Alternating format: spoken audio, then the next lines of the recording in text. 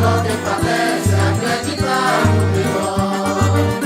Eu acredito que o mundo será melhor.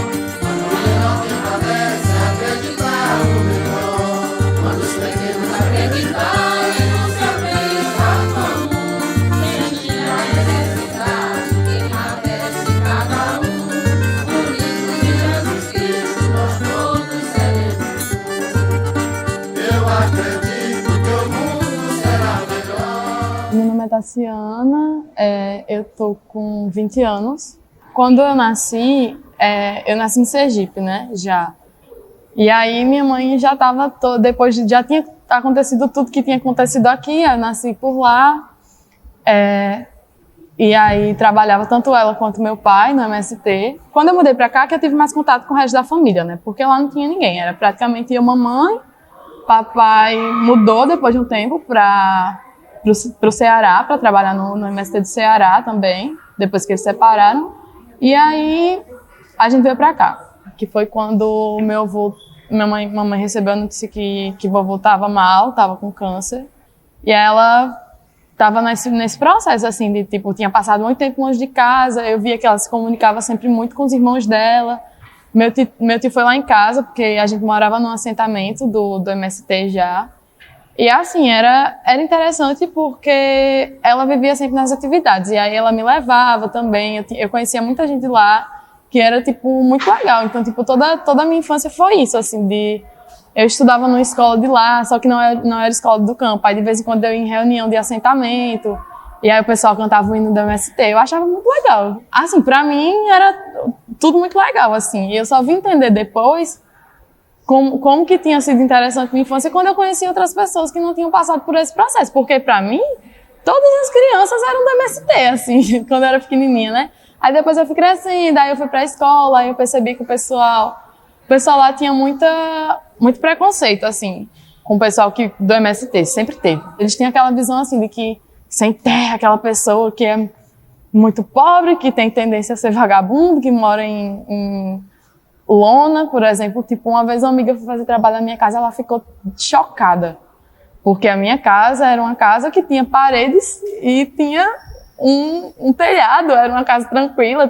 Acho que na época a minha casa, tipo, já tinha cerâmica, tudo. E era tipo, era só o que eles chamam de sítio, né? Era só um sítio, assim, e aí ela ficou meio assim, nossa, mas como assim e tal? E aí foi isso. Só que aí me mudei pra cá, cheguei. E eu só fui tomar dimensão do que tinha acontecido aqui em Alagoa Grande, de todo o movimento, quando eu cheguei. Eu acho que a família não fala tanto, assim, sobre a história. Eu acho, tipo, eles falam o que aconteceu, mas o que a gente sabe, tipo, sobre a proporção da coisa, a gente sabe depois que a gente sai da família. Porque enquanto a gente tá na família, a gente sabe que coisas aconteceram, tipo a morte de vovó, mamãe ter entrado no MST, foram muitas coisas que aconteceram, né? Mas eu mesmo só tive a proporção do tamanho da coisa depois que eu comecei a entrar mais na universidade, nos movimentos sociais, e aí eu comecei a ficar maior, e aí foi que eu comecei a ter a proporção do que tinha acontecido, assim.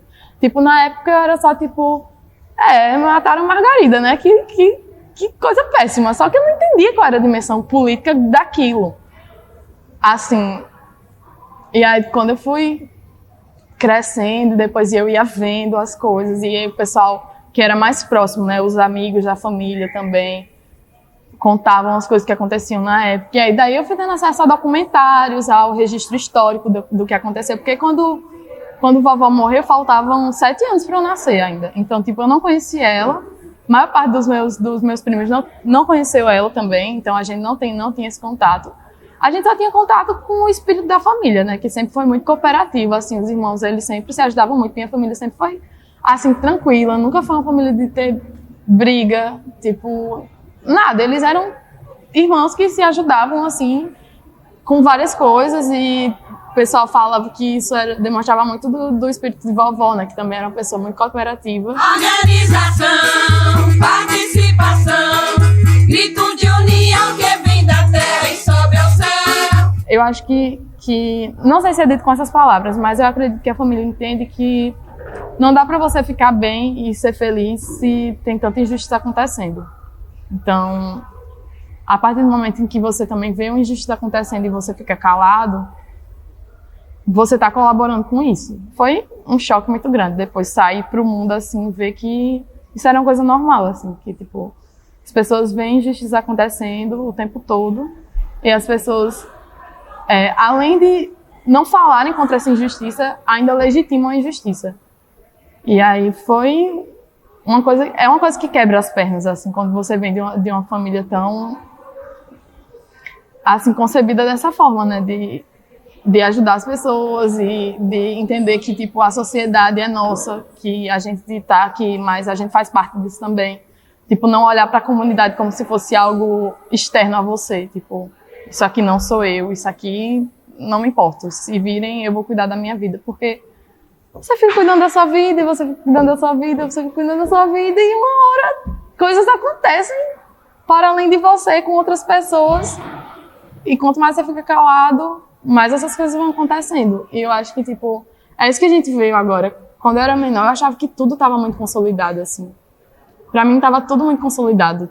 Tipo, as pessoas iam continuar tendo acesso à educação, que a gente não ia ter fome mais, que, tipo, pessoas pobres iam conseguir estudar e, sei lá, eu achava que realmente, tipo, as coisas fossem continuar a acontecer, porque pra mim, na minha cabeça era a tendência, sabe? De que a justiça social, ela realmente aumentasse, de ver, tipo, meus colegas, o pessoal estudando, o pessoal que, quando nasce, eu estava fadada a ter uma vida pobre. E eu não via, tipo, eu não via fome nos assentamentos, eu não via, tipo, esse tipo de problema que hoje você vê, assim, porque eu acho que